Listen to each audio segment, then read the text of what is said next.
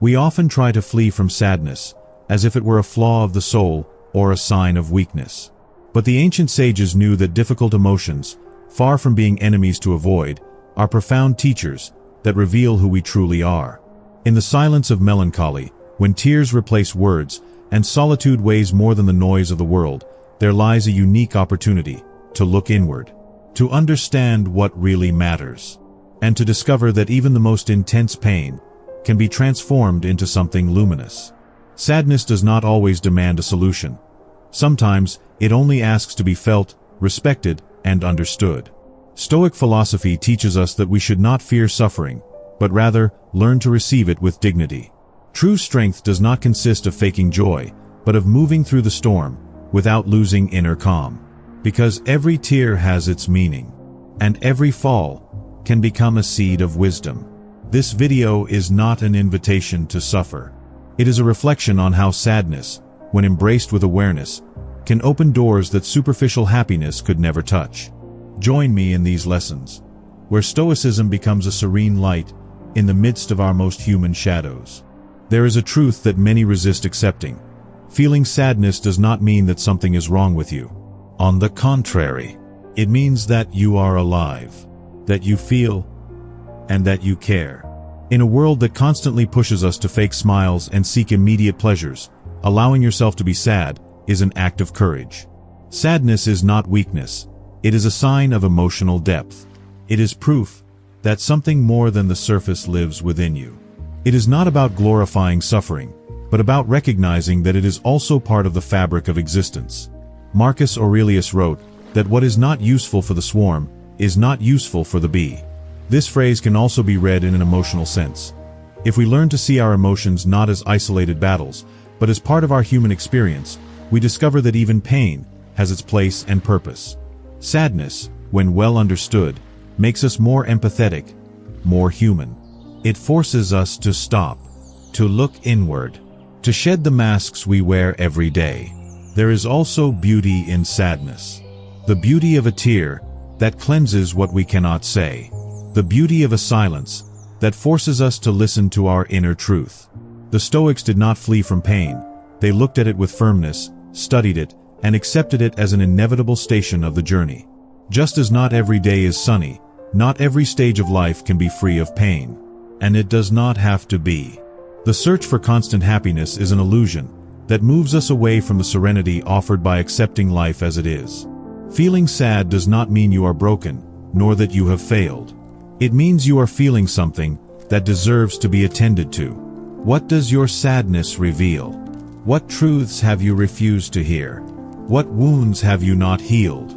Sometimes, sadness appears to remind you that you need to change course, or simply to teach you how to be with yourself without distractions. In that uncomfortable stillness, in that unexpected pause, a new clarity can be born. Accepting sadness is not resigning yourself, it is integrating it. It is understanding that by allowing ourselves to feel it, we are healing. That by stopping the struggle against it, we are growing. Living with serenity implies understanding that we will not always be okay, and that it is okay not to be okay. Stoicism does not seek the absence of emotions, but the wisdom to live with them. And in that wisdom, sadness is not an enemy, but a silent teacher who has much to teach us.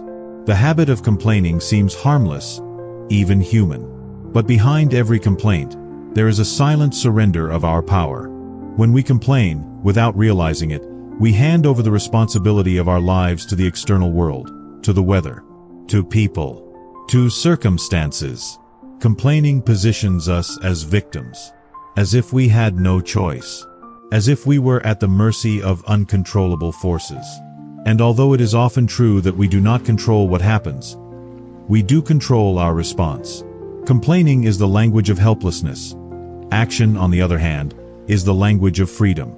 The Stoics knew that complaining was a waste of energy and focus. Marcus Aurelius, in the midst of wars and betrayals, never gave in to useless lament. In his meditations, instead of protesting about what hurt him, he asked himself, "What depends on me in this moment?" That question changes lives, because it reminds us that even if we cannot change what happens, we can transform how we face it. Complaining paralyzes. It clouds judgment. It reinforces the habit of procrastination. In contrast, acting, even with a small step, is an act of rebellion against inertia.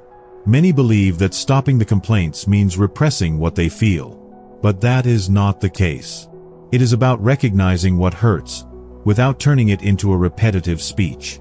Talking about a problem is not the same as ruminating on it eternally. The former helps us understand. The latter locks us in an endless cycle. The Stoic expresses his pain with honesty, but he does not get trapped in it. He uses that energy to do something, to grow, to move forward. He knows that every minute spent complaining is a minute stolen from his inner development. Complaining becomes addictive because it gives a false sense of superiority. But that stance is illusory. The world does not adjust to our expectations. And the more we resist that truth, the more we suffer. The Stoic abandons the fantasy of absolute control and embraces reality as it is. Not because he conforms, but because from that acceptance, true change is born. Acting with clarity is more powerful than demanding that the world change to please our desires.